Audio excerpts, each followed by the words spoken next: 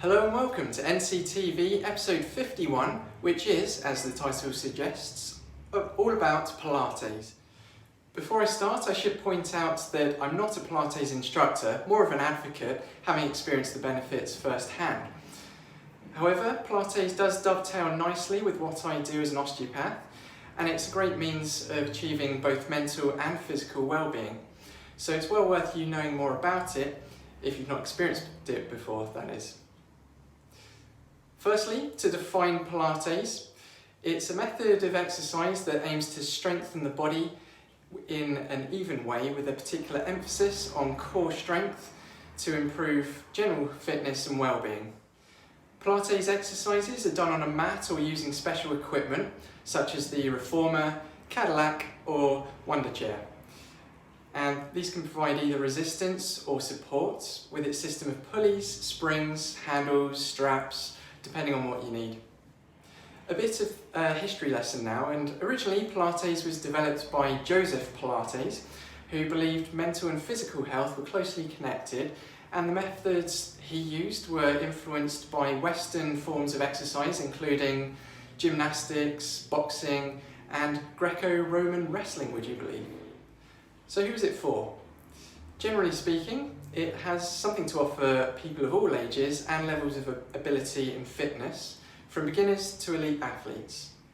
The apparatus can be used to provide support for beginners and people with certain medical conditions, as well as resistance for people looking for more of a challenge for their body.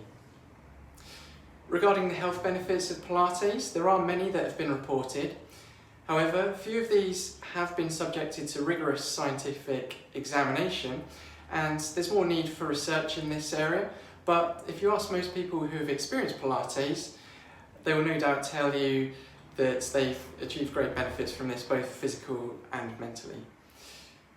Practitioners say regular Pilates can improve posture, muscle tone, balance and joint mobility, as well as relieve stress and tension.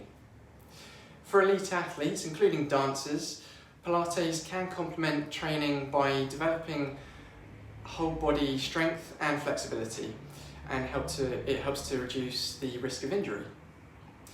Regarding whether Pilates can help to reduce back pain, there is some evidence to suggest that it can provide relief for people with non-specific lower back pain. The great thing about the use of apparatus is that it enables people with back pain to perform exercises with support. For the exercises to be effective though, they need to be tailored to the individual and vetted by an appropriately qualified health professional. In terms of whether Pilates can help you lose weight, it is classed as a muscle strengthening activity, so by performing these, this can help to maintain a healthy weight. But it's also advised that you combine Pilates with a healthy diet and some aerobic exercises as well, such as swimming, walking and cycling. Can you injure yourself when doing Pilates? Well, as it's a low impact form of exercise, injuries are uncommon. However, it's important to find yourself a qualified teacher and a class suited to your level of fitness and ability. If you're recovering from injury, you're advised to check with your GP or relevant health professional on the suitability of certain exercises or movements before starting the class. One of the common questions I'm asked when referring people to Pilates is what's the difference between that and yoga? While the methods are different, there are similarities, and firstly that is that Pilates and yoga both develop strength, balance, flexibility, posture and good breathing techniques. Both systems emphasise the connection between physical and mental health, although the difference is that yoga places more emphasis on relaxation and uses meditation. Also, Pilates is performed both on apparatus and mats, whereas classic yoga does not require any equipment. Another difference is that Pilates exercises are performed in a flow of movement without the static poses associated with yoga. When it comes to the differences between apparatus and mat work may involve traditional Pilates equipment such as magic circles or hand weights, as well as non-Pilates gear, such as stretch bands, gym balls, foam rollers, that sort of thing.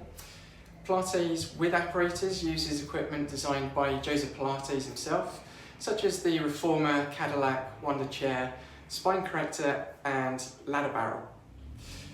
Mat and apparatus Pilates can be adapted to suit different levels of fitness and ability. However, if you can't lie down on a mat for whatever reason, the apparatus can provide an alternative way to exercise. As you may or may not know, Pilates can be taught on a one-to-one basis or group basis. If you have a health condition that may require close attention, check with the Pilates teacher that their class is suitable. Classes using apparatus offer a high level of individual attention, and as a result, they're usually a bit more expensive. When looking to choose a Pilates class, you can either find a dedicated studio with apparatus, or in an open area with mats and small equipment. Both mat and apparatus Pilates can be taught privately or in small groups, with most classes lasting about an hour. Apparatus classes are usually taught on a one-to-one or one-to-two basis, and instructors aim to keep it to about a maximum of 12 people for mat work to ensure that everyone gets the individual attention required. When choosing a Pilates teacher, you should consider their experience and the quality of their training, as well as personality and rapport. To give you an idea, an experienced teacher normally has to undergo around about a minimum of 450 training hours over a period of several months or years. Currently, of course, it's March 2021, COVID lockdown 3, and Pilates instructors are operating online classes only, but soon, hopefully, with the easing of restrictions, there will be in-person classes starting up as well in due course. So hopefully that's provided you with some insight, inspiration and motivation to try out Pilates, if you've not already done so before, that is. And that's all for this week. See you next time for some more bite-sized bits to help your health flourish. Bye for now.